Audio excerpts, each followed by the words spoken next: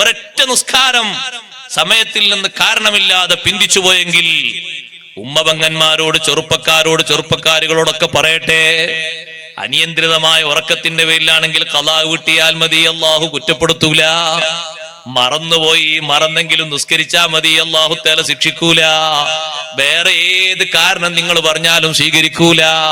പഠനമാകട്ടെ, ജോലിയാകട്ടെ, കുടുംബ സന്ദർശനമാകട്ടെ, കല്യാണമാകട്ടെ, മരണമാകട്ടെ, ഭാര്യന്റെ പ്രസവമാകട്ടെ, മക്കളെ രോഗമാകട്ടെ, ഏതേത് വിഷയത്തിനും വിട്ടുവീഴ്ചയില്ല.